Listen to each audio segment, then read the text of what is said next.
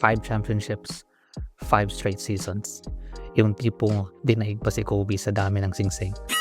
Once again, the Giants of Malaysia showcased their dominance against Team Vamos. And literal, kahit sa anong anggulo mo tignan, binumbog sila ng SRG. Kaya sa pang-5 pagkakataon, tuloy pa rin ang ligasiya ng SRG. Kaya panoorin mo ito hanggang sa huli para may pakita ko sa iyo yung breakdown paano dinurog ng Selangor Red Giants ang Team Vamos. Mobile Legends is heating up this June. New skins, fresh events, and epic plays. And if you're looking to power up fast, let me introduce Buff Buff. With Buff Buff, you can top up MLBB Diamonds directly. It is safe, reliable, instant, and with amazing discounts. Just head to Buff Buff, choose Mobile Legends, and enjoy secure direct player top-ups. Enter my code OMAPLAYS for an extra 5% off of your diamond purchase. Remember, Buff Buff is the way to go for MLBB Diamonds. Don't miss out on different deals and promo codes. Level up your game, grab those skins, and dominate the battlefield. Because Buff Buff has you covered. Start tayo sa simple breakdown sa draft. Ito yung mga draft moments kung saan kahit anong ban sa isang hero, kahit i-open mo pa yung hero na yun, or kahit ibigay mo na sa kanila, it does not matter kasi panalo pa rin kami.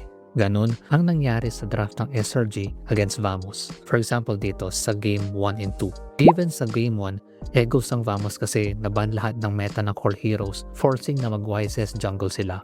Kaso, na-check mo tong Game 2. So ban Phobius and ibigay natin yung Pakito. Pero kunin natin yung Freya, Suyu, and Lilia. Panalo, SRG. Okay, Game 3. Iniba ni Vamos. Bigyan natin uli yung Pakito pero stick pa rin tayo sa Freya. Tapos kunin natin yung Harley. Tapos sa kanila yung Suyu. And kita mo naman yung resulta. Tapos Game 4. Same pattern. Okay, lugi. So kunin uli natin yung Suyu pero tayo kukuha ng Pakito at Zoshin. Tapos sige, bigyan natin yung Freya. Resulta, talo. Kita mo yung pattern. Kahit anong ban, nakaw, or bigay na pick, walang sagot si Vamos. What does that entail?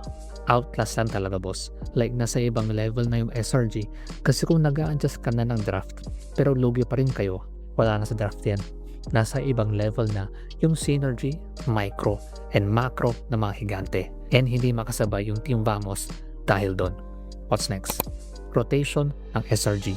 Sa buong laro ng Game 4 na ito, na kay Vamos lahat ng turtle. So in terms of experience, in gold, dapat ahead si VMS pero ba't nalulugi pa rin?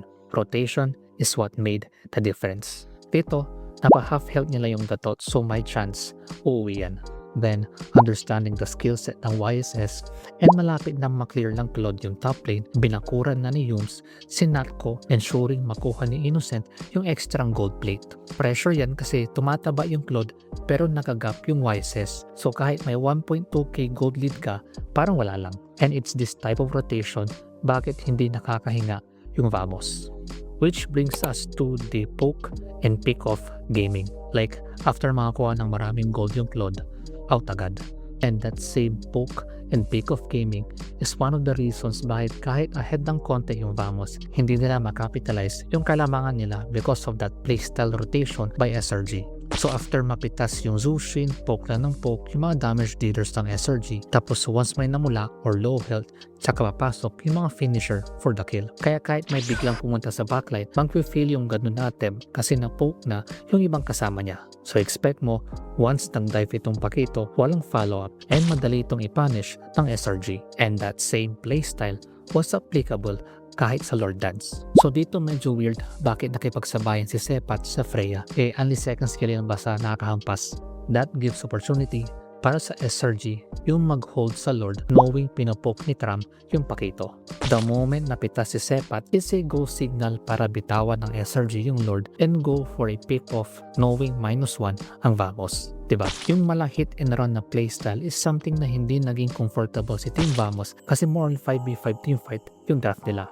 But sinigurado na mga higante na maglalaro ang Vamos sa winning condition nila which is the poke and pick of gaming. Doon may kita mo in this scenario yung kalakasan ng draft ng VMS especially kung teamfight ang usapan. Lalo yung crucial na puhat ng Zoshin sa dalawang heroes ng SRG gave them the breathing room to go for a counterplay. And may kita paano nakabawi kahit konti yung Vamos.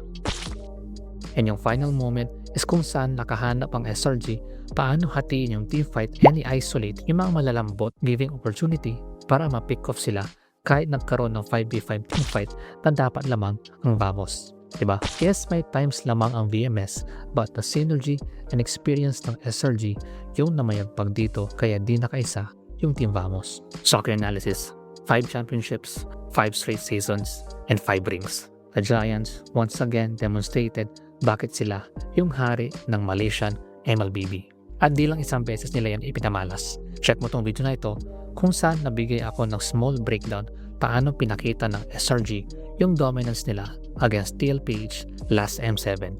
Check mo, baka di mo pa nakita. Kung di mo pa alam, na-release ko na yung Game 1 full breakdown analysis ko sa MPL page S17 Team Liquid Philippines versus Team Falcons. So kung di ka pa member, sali ka para maka-access ka sa mga full breakdown ko sa mga grand finals ng mga malalakas na team sa mundo ng MLBB MPL Philippines. In English na rin siya, so open na rin for foreign viewers. Comment your thoughts below. Pakinggan natin yan mga yan. Thank you. Oma please. Let's go.